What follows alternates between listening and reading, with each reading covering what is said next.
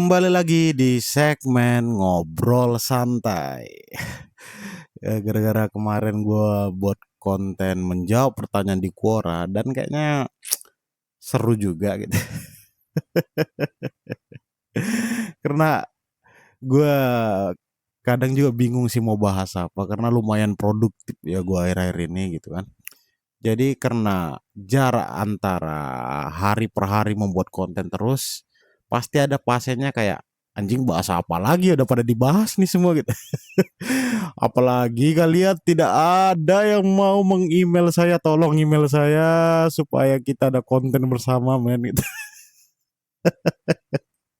Anjing sedih banget gitu. Email gua ada di bio loh men.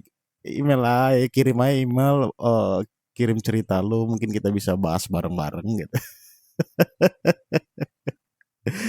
Mana tahu kalian senang dibahas, senang direspon, ya bisa jadi kan apa salahnya berharap gitu. Jadi hari ini kita akan coba menjawab pertanyaan-pertanyaan dari Quora gitu ya. Soalnya gue ngerasa kayak orang yang nanya di sini tuh random-random banget sih. Kadang memang berkualitas pertanyaannya, cuman yang pertanyaannya eh, sebenarnya nggak perlu dijawab juga banyak. Tapi mari kita coba cek dari yang pertama. Apa pendapatmu tentang seseorang yang pick me banget? Eh, Orang yang pick me sebenarnya mah orang yang kurang validasi. Jadi kalau ada orang pick me, ya terserah lu. Kalau lu mau muasin ego dia ya validasi keinginan dia men. Ya contoh dia pick me dalam hal ya mungkin dia pengen kelihatan beda gitu, pengen kelihatan pintar sendiri gitu ya, validasi aja men. Biar dia seneng gitu loh. Anjing iya lu beda sendiri ya, lu keren banget kok bisa kepikiran sih gitu. Nyenengin orang dapat pahala men, santai gitu. Tapi kalau lu memang kesel gitu sampai di fase kesel nih lihat orang yang pick me gitu, ya udah nggak sopen nih sih, diemin aja nggak apa-apa gitu.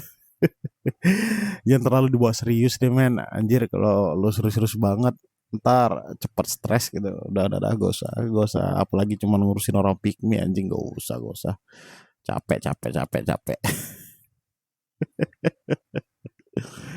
Mari kita lanjut. Apa yang hilang darimu seiring bertambahnya usia? Waduh anjing banyak banget sih kalau itu. Tapi yang paling terasa di gua, jujur aja nih jujur, gua ngerasa semakin bertambahnya umur, empati gua semakin berkurang. Why? Karena gini. Gua sadar di umur gua sekarang, gua ngerasa memang banyak orang yang memang nggak pantas dikasihani aja sih. Karena banyak orang men kadang dia memang nggak mau berusaha untuk dirinya sendiri bangsat gitu loh. Dia memang ya dia berharap aja nih ada keajaiban, gue tidur-tidur aja, gue males-malesan aja, gue yakin tiba-tiba akan ada keajaiban yang menolong gue gitu. Ah fuck, itu orang-orang kayak gitu gak perlu dikasihanin men, anjing gitu loh. Dia aja gak kasihan sama dirinya sendiri bangsat, ngapain gue kasihanin gitu loh. Dan selain itu juga banyak contoh-contoh lain gitu loh yang memang nggak pantas untuk dikasihani gitu loh. Misalnya nih ada orang yang dia tuh setiap pulang kerja ketemu nih misalnya nongkrong gitu kan, kerjanya ngeluh mulu gitu. Gini. Gue masih bisa tolerir keluhan yang menurut gue masuk akal, oke. Cuman kalau keluhannya itu misalnya bos gue tadi marah-marah mulu, marah-marah kenapa? Ya Masa iya dia pengen buru-buru selesai nih kerjaannya, ya gua kan cuman punya 2 tangan bla bla bla bla. Ya anjing namanya lu kerja bangsat gitu. Masa iya lu kerja mau nggak ada target anjing buat buat perusahaan sendiri aja kalau gak mau ada target itu. Ya, maksud gua gini loh, ini kan dunia profesional yang namanya kerja bukan berarti lu kerja 8 jam selesai kagak, lu juga ada target. Kalau lu nggak siap di target ya udah gak usah kerja di situ men gitu loh. Itu hal yang wajar dan lu nggak perlu ngeluh ya memang kerja ya kayak gitu loh. Lu ngarep apa sih gitu. Masa iya lu ngarep lu anggap kerja nih, datang ke kerjaan, kerja 8 jam, ketika lu pulang, bos lu datang, "Wah keren, terima kasih udah kerja hari ini ya." Kagak, dunia kerjanya nggak kayak gitu. Dunia tidak bekerja seperti itu kawan gitu. Itu hal yang normal dan nggak perlu lu keluhin. Kalau lu dikasih target ya memang seperti itu adanya gitu loh. Udahlah kalau lu masih misalnya ngeluh hal-hal yang masih bisa ditolerir, gue masih bisa nerima gitu loh. Tapi kalau keluhan lu hal-hal yang kayak gitu, anjing gue nggak pantas untuk ngasihanin lu men gitu. Dan banyak lagi hal lainnya yang mungkin nggak bisa gue ceritain satu persatu. Cuman gue ngerasa empati gue semakin berkurang karena gue sadar gak semua orang pantas untuk dikasihani. Oke, next. Apa yang membuatmu malas bersosialisasi dengan orang lain? Yang membuat gua malas untuk sekarang ya, gini.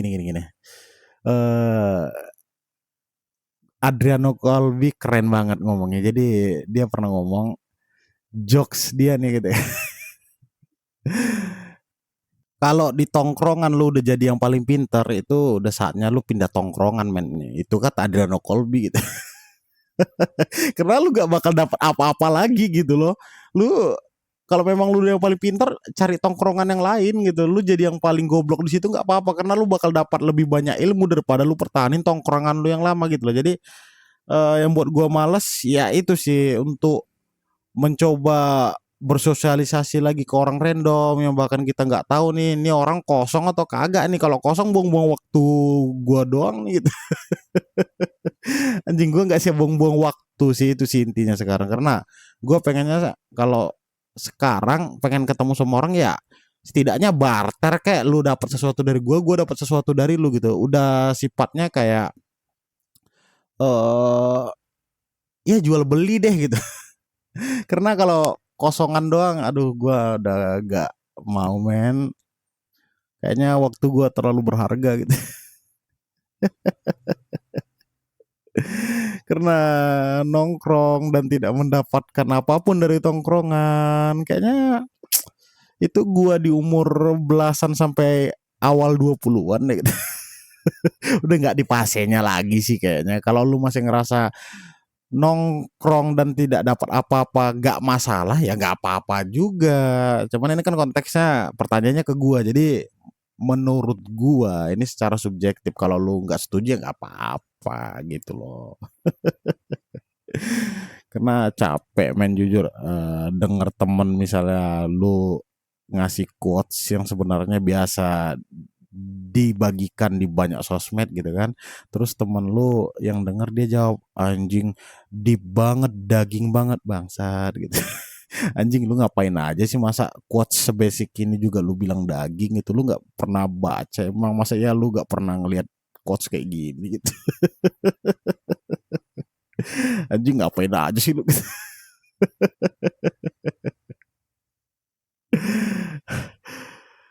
Ya begitulah lika-liku sosialisasi gitu.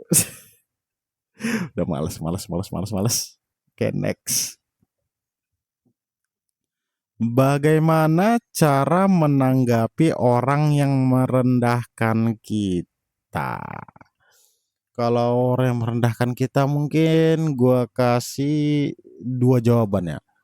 Jawaban yang pertama, kalau ada orang yang ngerendahin lu dan lu ngerasa itu gak begitu penting ya udah nggak usah openin men ya biarin aja gitu loh.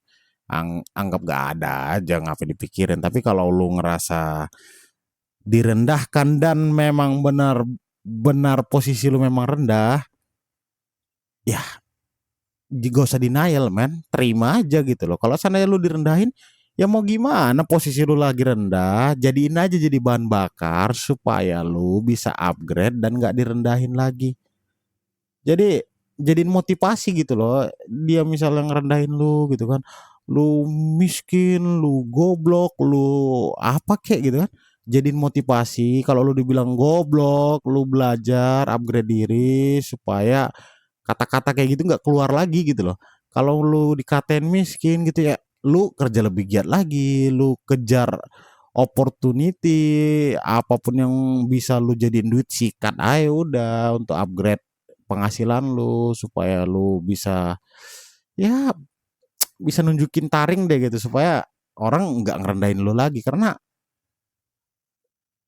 kita harus bisa mencari sudut pandang positifnya men, jangan negatif mulu, karena kalau lu direndahin dan lu ngamuk, lu marah, lu mukul orang gitu, anjing kayaknya itu nggak perlu deh gitu, karena lu udah direndahin, lu mukul orang, ya ujung-ujungnya lu di penjara men gitu.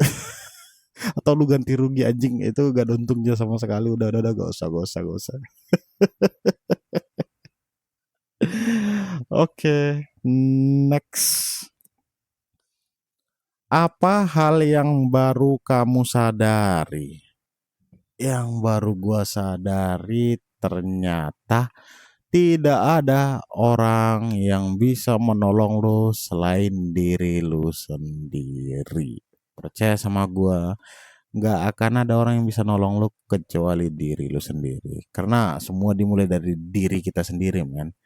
Anggap misalnya, seandainya ada pun orang ingin menolong lu, tapi kalau lu nya memang nggak pengen berkembang, nggak pengen maju, nggak pengen mencoba, ya nggak bakal ada artinya pertolongan itu, men. Karena balik ke diri lu sendiri gitu loh. Harus lu dulu nih yang mulai nih. Lu harus rubah dulu pola pikirmu nih. Lu harus berpikir gimana cara gua maju, gimana cara gua bisa berjuang, gimana caranya gua harus bisa berproses, gimana caranya gua harus terus upgrade. Itu harus dari diri lu dulu gitu loh. Gak akan ada yang bisa nolong. Jadi kalau lu nggak sadar dan lu memang nggak pengen sadar gitu, lu akan terjebak di situ selamanya, men. Siapa coba yang bisa nolong lu? Orang tua lu. Kayaknya orang tua lu dari kecil juga udah nasihatin lu, nggak lu denger juga gitu kan. Siapa lagi nasihatin, coba pacar lu gitu. Kayaknya karena pacar lu udah kecapean nasihatin lu, jujurnya dia udah ninggalin lu sekarang kan gitu. Atau siapa lagi, teman lu kayaknya karena mereka udah capek nasihatin lu, mereka juga udah menjaga jarak dari lu gitu. Nggak ada bisa nolong lu selain diri lu sendiri, man. Dan seandainya kita balik, seandainya lu memang udah mau, udah pengen maju dan tidak ada orang yang nolong lu, ya nggak apa-apa. Dengan lu berpikir untuk maju, berpikir untuk upgrade diri, berpikir untuk belajar lebih banyak gitu, lu bakal bisa bantu diri lu sendiri kok, tanpa bantuan orang lain. Percaya sama gua, lu bakal bisa kok. Walaupun lu sendiri, lu bakal bisa buat panggung lu sendiri, men. Lu nggak perlu dibantu orang lain untuk menciptakan panggung gitu, nggak, lu sendiri bisa kok. Jadi pada intinya ya kembali ke diri lu sendiri. Makanya gua bilang nggak akan ada bisa nolong lu kecuali diri lu sendiri gitu loh. Jadi stop ngeluh, kenapa hidup gua gini, kenapa hidup gua gini. Ya karena lu memang gak peduli sama diri lu sendiri, bangsa. Oke, kayaknya cukup jelas ya kan. Oke, next. Bagaimana cara menghadapi orang yang manipulatif? Jujur kalau gua nggak ada waktu untuk ngadapin orang yang kayak gitu, bakal gua cut off, selesai gitu. Karena punya orang yang manipulatif di circle lu kayaknya itu nggak akan menolong apapun, itu hanya akan membawa dampak yang negatif, men. Itu cuman akan jadi benalu di lingkungan lu gitu. Orang yang kayak gitu pantasnya di cut off aja sih. Ya lu cari market lain aja lah yang bisa lu manipulatif gitu. Orang-orang kayak itu gak berguna bangsat. Itu sampah aja udah orang-orang manipulatifnya sampah aja, cuman pecundang aja gitu loh. Lu gak perlu berhubungan sama dia, gak perlu gitu loh.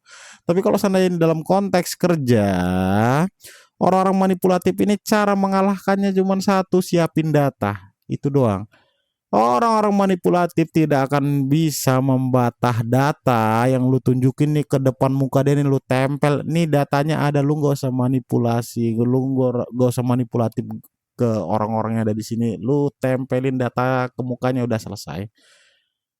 Karena nggak ada cara lain untuk ngelawan orang yang manipulatif selain menunjukkan data, men, itu doang caranya. Jadi ya lu udah tahu apa yang harus lu lakuin, men. Oke, next.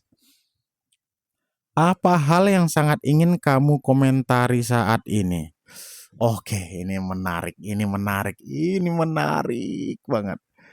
Jujur, gua muak banget sama komen-komen yang sampah. Komen-komen hate comment yang suka nyampah di postingan siapapun orang di luar sana. Gini, men. Gua tahu lu pasti lagi kesel sama dunia. Gua tahu lu ngerasa dunia nggak adil. Gua tahu lu mungkin lagi di posisi sulit. Gua tahu lu mungkin lagi stres.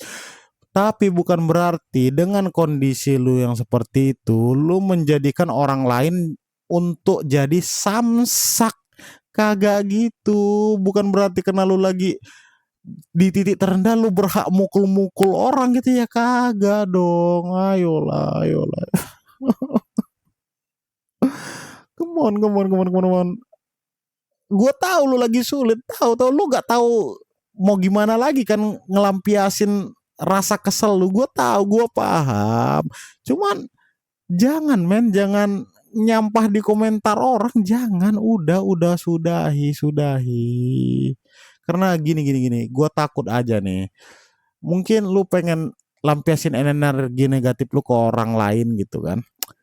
Gue takutnya lu ketemu orang yang salah. Bayangin aja gitu loh. Kalau misalnya lu ketemu orang yang nggak ngerespon ya syukur kan. Kalau lu ketemu orang yang ngerespon gimana? Lu dikasusin gimana? Lu mikir kagak kan? Emang lu kira dengan hate comment lu yang hebat itu ketika lu di penjara lu bakal berkuasa gitu di penjara? Kagak. Bakal disikat lu ntar di sana gitu. Lu bayangin aja lu masuk penjara nih. Lu masuk penjara gara-gara apa? Gara-gara ujaran kebencian, anjing, digebukin lu. Aduh, men, udah sudahi sebelum kejadian-kejadian buruk terjadi kepada lu. Udahin, men, sudahin, men. Nggak semua orang yang lu hujat itu paham kondisi lu loh gitu. Dan mereka juga nggak berhak harus memahami kondisi lu karena lu memang kurang ajar di kolom komentar orang dan memang pantas kalau seandainya ada orang yang marah, ya udah gitu loh. Come on, man, sudahi komentar kalian cuma nyampah gitu. Oke. Berobat, men, kalau lu butuh psikolog men. Gua tahu mental lu lagi gak baik-baik aja. Berobat percaya sama gua, berobat. Nggak ada cara lain. Temui psikolog, men, itu solusinya. Oke, next. Bagaimana cara menghilangkan atau mengatasi rasa jengkel terhadap orang lain?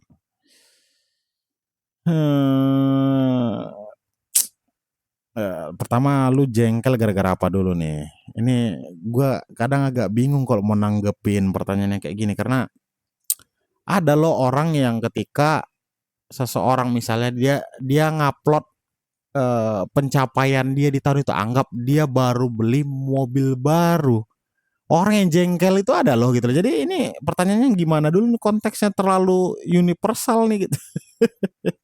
Tapi kalau coba kita pikir positif, mungkin maksud dia jengkel terhadap orang lain yang ngeselin kali ya gitu kan.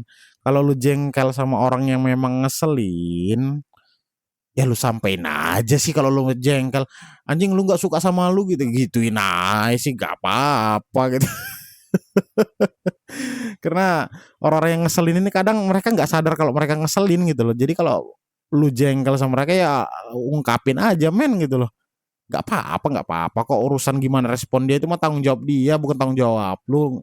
Dan itu juga sesuatu yang nggak bisa lu kontrol, mau gimana respon dia, mau dia marah kayak, mau dia nggak terima kayak, itu nggak bisa lu kontrol. Yang penting lu udah sampein ke dia, masalah dia introspeksi diri atau enggak ya itu urusan dia, ya setidaknya dia tahu kalau dia ngeselin, udah itu aja sih. Oke, next. Bagaimana caranya menghadapi orang negatif vibes dan menguras energi? Gak ada solusi lain selain menghindar, jaga jarak. Karena gini men, orang kayak gini cuman menularkan energi negatif, menularkan ke ya vibes yang gak enak aja udah gitu. Gua selalu percaya ya, kalau lu di lingkungan yang positif lu bakal jadi orang yang positif, dan kalau lu di lingkungan yang negatif lu bakal jadi orang yang negatif juga gitu loh. Jadi cara terbaiknya adalah ya menghindar dari mereka. Lu emang pengen jadi orang yang negatif gitu? Kagak kan. Orang yang negatif itu hidupnya nggak bakal kemana-mana men, percaya sama gua gitu. Karena hidup mereka cuman sibuk untuk mengumpat sama dunia doang gitu, mengumpat-ngumpat dunia doang. Kenapa hidupku begini gitu kan, kenapa dia bisa begini, ya mereka gak jauh-jauh dari situ kok hidupnya gitu. Mereka sibuk memikirkan orang lain daripada memikirkan dirinya sendiri gitu loh. Jadi kalau lu ketemu orang yang vibesnya negatif, udah jauhin aja udah. Biarkan mereka berkumpul dengan yang memiliki vibes negatif juga gitu loh. Biarkan mereka berkumpul di satu tempat, nggak apa-apa. Jadi komunitas komunitas haters masyarakat gitu, nggak apa-apa gitu. biarin aja tinggalin aja. Lu nggak rugi juga kok.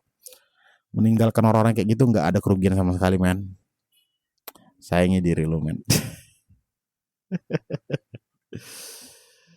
Apalagi kita cek dulu.